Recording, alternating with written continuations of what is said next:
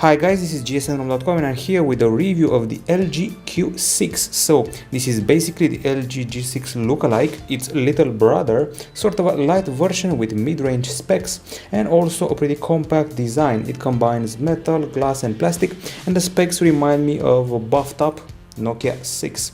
We got a full vision 18:9 screen at the front, and one would easily confuse this phone with the LG G6 from the front side. Now, the price tag is around $231 on Amazon, which is not bad at all, and the color versions are black, gold and platinum. So, as far as the design is concerned, we have an 18:9 screen at the front.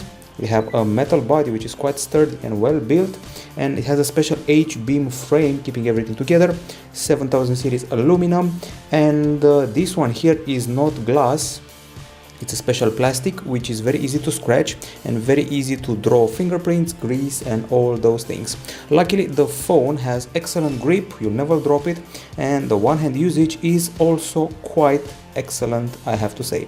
Now, other things we're mentioning, we have here some curved corners for the screen which will make the experience very immersive, and the phone feels very light. It weighs 149 grams, measures 8.1 millimeters in thickness, and this compares reasonably favorably to the Nokia 6. It's actually 20 grams lighter. Now, this is also certified within the military standard 810G, like the LG G6, so it's resilient to drops, reasonably resilient, I would say. Now, in the end, a great design, but also the back is easily scratchable. Now, as far as the screen is concerned, we're dealing here with a 5.5-inch phone with an IPS LCD panel that uses in-cell touch technology and has a Full HD Plus resolution of 2160 over 1080 pixels. We also have Gorilla Glass 3 protection, and to put the screen to work, we have those test samples. So here we go. First things first, a pretty immersive experience like we saw on the LG G6.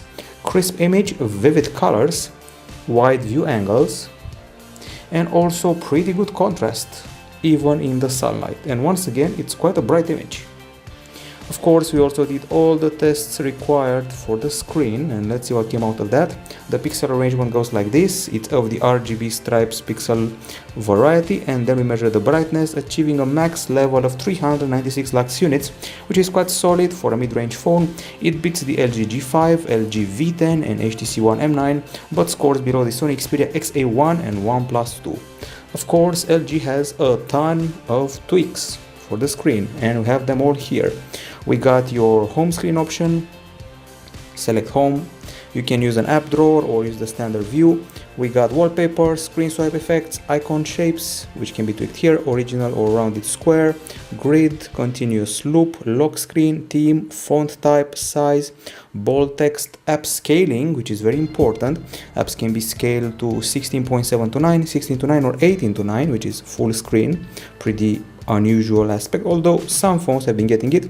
Comfort view, which will reduce eye strain by filtering out the blue light. The brightness, auto rotate, timeout, and the knock-on feature. Overall, a pretty good screen for the mid-range area. Now, as far as the other specs are concerned, we're dealing here with a pretty reasonable CPU, although it's still a mid-ranger. Qualcomm Snapdragon 435, so Snapdragon 435 is the CPU here, octa-core 1.4 GHz with an Adreno 505 GPU, 3 GB of RAM and 32 GB of storage, as well as a microSD card slot. Of those 32 GB, 26 of them are free, and I have to say that we did not encounter any lag, any problems when queuing apps, installing apps, things like that, but I did notice that some of the apps start up more slowly as you keep using the phone. In general, it was quite snappy. Of course, we also ran Riptide GP Renegade, which is our benchmark game, and let's have a go. First things first, it looks great on this immersive 18:9 screen. That's always a plus. Now let's see it in action. By the way, for those of you passionate about high-end graphics games, there is a new Shadowgun coming. So Shadowgun from Madfinger Games, Shadowgun Legends. It will totally blow out of the water Modern Combat Versus. It will look amazing. As you can see, the game has not been scaled for the full screen. You can do that in the settings. I would say that controls are pretty responsive, not bad frame rate, nice lighting effects, texture, shadows, animations, but I still suck. Okay, so that's the gaming in a nutshell. Checks out fine. Now let's see how the benchmarks are handled. Okay, so we got them here. We got your Quadrant, Antutu, Nanomark, and so forth. I'm going to start with Quadrant. Well, in Quadrant, we surpassed the Huawei P8 Lite and the Orange Dive 71, but scored below the HTC One M7, which is not a compliment, as well as below the Moto G5. In Antutu, this is the score, quite low. It beats the Sony Xperia L1 and Galaxy A5 2016, scores below the ZTE Nubia N1 and Galaxy A3 2017. Now, if you want to talk about the GPU and graphics, things are rather modest. 3D Mark Slingshot Extreme 229, it beats the Xperia L1 but scores below the Lenovo K6, and in Geekbench 4 we scored past the Bluebo S8 and the Nokia 3. These are all low mid-range results. The biggest achievement is beating Galaxy A5 2016, but that's that. If you want to talk about the temperature, when running GFX Bench we scored 34.7 degrees, which is okay, no overheating here, but when we ran the game you saw before, Riptide 41.1 degrees, just slightly above the limit of overheating, but still gets a bit hotter than usual. Now on the battery front we have a 3000 mAh lithium ion unit inside, which is actually superior to the LG G5's 2800 mAh unit. Now let's see how we did in the test. The first test is the one involving the HD video playback in a loop, and we achieved 10 hours and 18 minutes, which is very solid. It's superior to the Asus Zenfone 4 and LG G5, but scored below the Xperia Z3 and iPhone 6. Now the bad news comes in PC Mark. So PC Mark is all about continuous usage, 5 hours 28 minutes, which is very disappointing. It's rather weak. It surpasses the LG G6 by 1 minute, also beats the LG V10 and the LG G4. As you can see, the LGs are not exactly known for their good batteries. Anyways, it scores below the Huawei Honor 5X and it's twice as low as the Huawei Mate 9. Charging is a bit on the long side, 2 hours and 18 minutes, and at least it's superior to the Huawei Nova Plus and HTC One M9. If you want to take charging in steps, 5 minutes equals 3%, 15 minutes 8%, 30 minutes 17%. We also have settings for the battery saver. They are available here. Got battery saver, which can start immediately or later on, and a special game battery saver, which is useful if you're playing many games, and that's about it. There should be another one here, Smart Doctor, battery usage, and we got the battery usage level, optimizations and things like that, battery saver again, and that's about it. Overall, a mixed battery, good for video playback, not so good for games and continuous usage. Okay, we're done with the battery. Let's talk about the acoustics. We have an unusual placement of the speaker, well, unusual not so much. The speaker is placed at the back. Nowadays we see them in the earpiece at the bottom, maybe 2 of them sometimes. This time only one at the back. So we got a music app. Samsung, LG's biggest rival, is not offering a music app anymore, but LG is keeping it. And we also have tweaks, small tweaks. Pitch and speed can be set up. Now let's actually listen to some tunes. Here we go.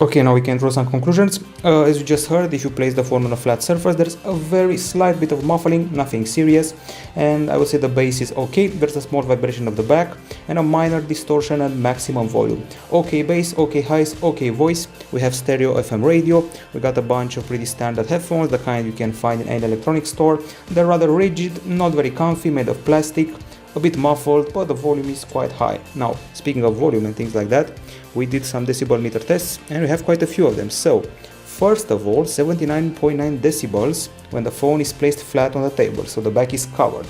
And then when we put the decibel meter next to the back of the phone where the speaker is, 85.4 decibels, which beats the OnePlus 3 and the Huawei P10, scores below the Huawei Mate 9 Pro. Now when we play the game Riptide GP Renegade, an amazing 99.2 decibels, very loud, surpassing the Asus Zenfone 4 and the Galaxy S8, but scoring below the Galaxy Note 8. I would say okay acoustics, only a slight bit of muffling, and that's that. Now on the camera front, we do not have the dual camera of the G6. The Q6 has a singular 13 megapixel camera with CMOS sensor, LED flash and autofocus, the 4x digital zoom and f2.2 aperture. But the surprise is you have a 5 megapixel shooter with a wide angle lens. You can actually switch from wide angle capture to regular capture. Now the camera app, let's do some cleaning first. The camera app starts up reasonably fast, I would say. We're in the selfie mode right now, switching it up. The interface is exactly what you saw on the LG G6 minus the modes. We got auto, we got your square modes here. You got your snapshot, grid shot, matte shot and guide shot. You can split the screen in portions. That's basically the definition. It's a gimmick if you ask me. More features here: video resolution, photo size, timer and HDR. I didn't find any tweaks here like those manual options, so they're lacking. No way to tweak your ISO, your shutter, your focus and things like that. Only your exposure by swiping on a special meter. And by the way, check out this thing. So wide angle and normal angle. Okay, now it's time to go back and check out our gallery of shots. As usual, we have quite a few of them. 168. Wow, that's impressive. So let's see what we noticed after taking so many shots. The best thing I picked up here is the fact that we have a very solid HDR that really does its job, and not once but many times. I would say the colors we caught were quite nice, realistic and well calibrated. The selfies were a bit of a letdown, at least the first attempts. Although they may look solid on this screen, I have to say that on the PC they're a bit blurry and I'm not a big fan of the texture of the face, but the later selfies were a bit better. Now if you want to zoom in onto our landscape shots, I would say the details are quite solid for a mid-range phone. Loving the texture of the leaves, and we also started taking some close-ups of these toys, the bear, of the tiger and all the other things, and it handles close-ups like a champ. In the end, the HDR was really good and the dynamic range was not bad at all. Among all those shots, I maybe have registered 3 blurred shots, which is very few. These selfies are a bit better, but still not something you expect from a praised 5 megapixel wide angle thingy. More close-ups. So in general, I was happy with the quality achieved here. It's a mid-range phone after all, and although I haven't tested the Nokia 6, I would say it can fight it or beat it. It remains to be seen. Some more close-ups, which require extra patience for the proper capture. I would place this phone for the daytime capture above the Huawei P9 Lite, maybe also the P10 Lite. It fights the Sony Xperia XA1, but it has better colors somehow and lesser details, although not bad even in that field. Now, those are daytime captures. Let's go to the night time. And I would say that the flash is quite excellent, doesn't deform the image, it keeps the colors realistic, and the street light halos were decent. Pretty good colors, pretty solid texture of the walls and the monuments, and even zooming in did not lose us a lot of details, but we tried it again and in the end we actually did lose some details. The halos were big later on, the first one's not bad. Well, these ones are actually quite good. You know, some phones like to blow up the halos, not the case here. There is no trace of blue hues or pink hues. Some phones have problem with that, and I would place this above most of the Huawei and Motorola mid-rangers, which is no small feat, so quite okay during the nighttime for a mid-range phone which hasn't been around as the benchmark for cameras. Okay, now we're done with the low light photos. Let's talk video. So Full HD MP4, 30 frames per second and 70 megapixel bitrate, and the result goes something like this. Excellent microphone, this is what I noticed. Catches everything perfectly, in spite of the wind, it can handle the wind like a champ. Good microphone, but shaky image, detail loss when zooming in. The colors are pretty okay calibrated, and the brightness, well, not bad. Exposure change is subtle, and there are some oversaturated areas. Okay, let's see another video. Pretty nice clarity and colors, some shakiness and some refocus. We also tested the, well, let's say stabilization, although on paper the phone does not exactly have stabilization, but we walked around a bit and as you can tell there's a bit of flicker going on, the image is not clear, there's refocusing, but we are left with the solid colors, clarity and exposure. It's on par with the older Huawei Honor phones. maybe the Asus Zenfone 2 Laser, just slightly below the Zenfone 3 and clearly below the Sony Xperia XA1, but also above those many Chinese phones, lower level ones and lesser known ones. And let's see how it films during the night time. For example, this. So big halos, lots of blue hues, yellow, pink, dark. The object tracking was quite okay. There was some focus loss, and if you try moving around, that's a bad idea. Things are shaky, blurry, a lot of blue here. You cannot see it in this video, but if you watch it on YouTube, things are blue here, here and basically everywhere aside from the monuments. So in the end, not that impressive unless you only count the microphone and the details. Okay, we're done with the camera. Time to go to the browser of choice, which is Chrome, and it did not score very impressive results. They were actually underwhelming. Not the fastest in the world. Talking about Velamo and SunSpider, benchmark wise, still loading. Not a good sign. Okay, fluid scrolling and a pretty big keyboard, not the comfiest in the world, also doesn't have swipe, but we do have a numeric row. Okay, now it's time to talk about the connectivity. Now on the connectivity front, we have a micro USB 2.0 port at the bottom, there is the audio jack, we have nano SIM card slots, the phone is a dual SIM one, there's LTE category 5 here, FDD and TDD LTE, there's NFC, VoLTE, Wi-Fi BGN, USB OTG, GPS, HGPS, Wi-Fi Direct. Ooh, that's a mouthful. Bluetooth 4.2 and speed dial in the specialized area. Now I have to say that the calls were not very loud, but the clarity was quite okay. And we also did a speed test in 4G and Wi-Fi, and let's see how that panned out. Here are the results. So 53 megapixel in 4G download, 23 megapixel in 4G upload, quite okay. On Wi-Fi 114/25, which is quite solid. Expected maybe a bit more from 4G, but it's reasonable. Now on the software front, we're running on Android 7.1.1 with the LG UX on top, and it's basically the exact same experience and interface from the LG G6. Lots of squares, lots of split screen stuff, lots of mixing up the experience. Here we go, by splitting the screen into two squares in both portrait and landscape, which also happens in the music player, it happens in the camera area. So the passion here is all about the squares. That's the motif of the interface. Okay, so we saw the multitasking, it's carousel and also split screen. Keep the home screen pressed. We got your widgets theme, home screen settings and app trash, minimalistic widgets, and also I would say comic book like. We got the themes and the home screen settings, wallpaper, swipe effects, grids and so forth. There's no app drawer, although you can activate one if you do really want one. And the drop down section is very clean and minimalistic. As you can see, quick settings are all black and white. And the very useful Capture Plus mode is basically screenshot on steroids. You can draw, you can trigger brushes and more options, change the size, the pen, the color, and do whatever you want with this steroid version of the screenshot. Now, as far as the actual settings go, they're split into panes: network, sound, display, general, battery, power saving here, shortcut keys. We got accessibility, Google services, security. There is no fingerprint scanner, which I find to be a bummer, and I'm actually surprised by this. We got your smart doctor here, and tap and pay via Android Pay and NFC. And that's about it. Now it's time to talk about the applications. As far as the pre-installed apps are concerned, I actually counted them all. There's 38 of them, starting with the Google package.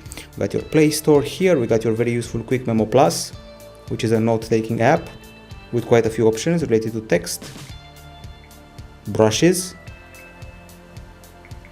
all sorts of shapes and size. This one here is probably a selection for cutting and pasting, and other than that we have these essentials. We got your calendar, tasks, audio recorder, the file manager and a smart doctor, the smart world, which is basically LG's own app store, social networking, and that's about it. So 38 apps, not that many but also not that few. In the end, I guess it's time for the Pros and cons. On the pro side, it's a pretty looking phone for sure. The fact that you can confuse it with the LG G6 says a lot. It's got a pretty immersive screen and also pretty good looking. It's a sturdy phone. It's got an okay brightness, good video playback time. Battery wise, it's quite loud for the speaker at the back. It takes pretty good pictures during the day and also during the night, and the interface is kind of cute, I would say that. Now on the cons, the back side is exaggeratedly easy to scratch and get stained. The benchmarks were unimpressive. There is a slight overheating in games. The continuous usage is poor as shown by the PC Mark benchmark. The selfies didn't exactly impress. The video capture could have been slightly better.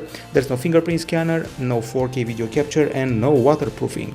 In the end, this is the kind of phone with the 2017 looks and the 2016 or even 15 hardware. The core here is the long video playback and also the pretty good microphone and pretty good pictures. So video playback, microphone, pictures, and this is not a phone for gaming, not exactly a phone for selfies. It's for Netflix and Facebook pictures, and also looking hot and getting confused with the LG G6. This has been the review of the LG Q6 from gsmrom.com. Bye bye.